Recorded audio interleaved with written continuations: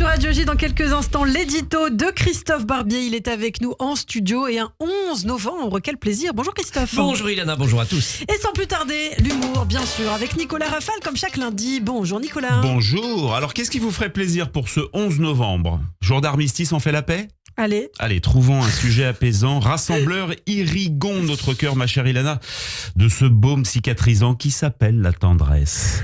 Détartrons notre âme encrassée par les vieilles rancœurs, faisons-nous du bien, parlons d'Emmanuel Macron. Et notre président qui est comme le Bélez à 17%, mais lui, c'est dans les sondages.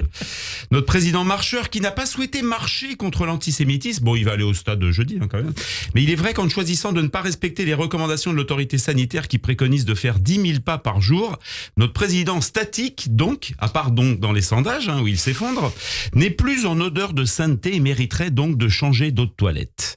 Je vous propose un portrait de notre roi Soleil d'aujourd'hui, Soleil voilé sur l'ensemble du territoire, nous le verrons, afin de tenter de dresser les contours de sa psychologie. On a du temps, c'est férié, c'est oui, bon. Oui, allez-y. Ouais, entre 2-3 dépôts de gerbes et 2-3 nausées liées à l'actualité, prenons ce temps et tel des Hyacinthe Rigaud de l'époque, un portraitrise du roi, tirons le portrait de notre monarque. Bon, on a tout dit de notre roi nuageux, surtout en fin d'après-midi. Mozart de la finance, mais ça semble se terminer plutôt en lacrymosa du requiem qu'en petite musique de nuit. Rappelons qu'il reste 900 jours pour bien profiter de notre roi. Il fera bof-bof sur les 3/4 du territoire. Ce qui fait toujours 1460 jours de souffrance en moins à endurer que pour un démocrate américain, par exemple. La famille Macron est originaire du village d'Auty, dans la Somme. Ce qui, venir de la Somme, pour un futur financier, n'est pas incongru. Auty, célèbre pour sa crêperie fermée le dimanche et son jour qui baisse en hiver à 13h15.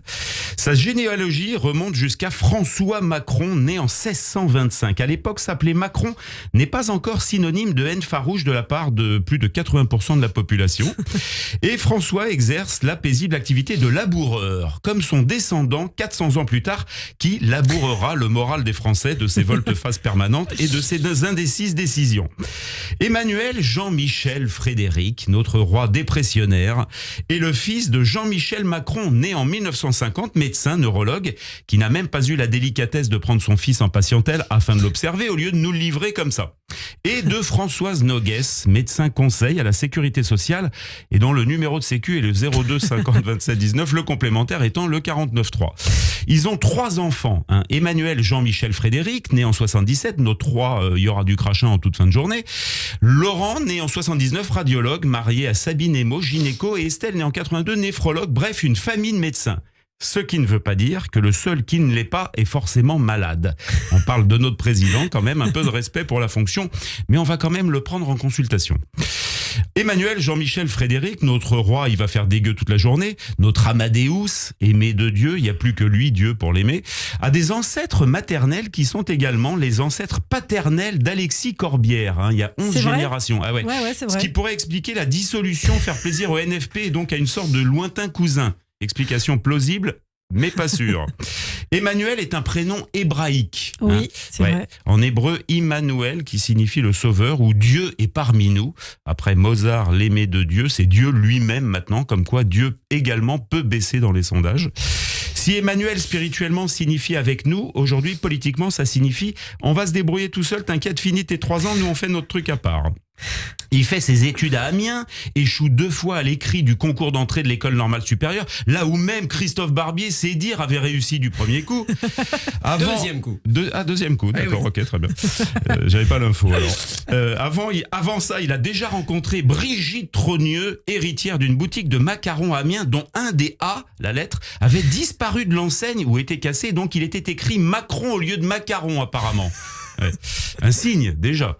Parmi ses goûts, le rouge et le noir, même s'il est davantage Rastignac que Julien Sorel et sa noire ambition.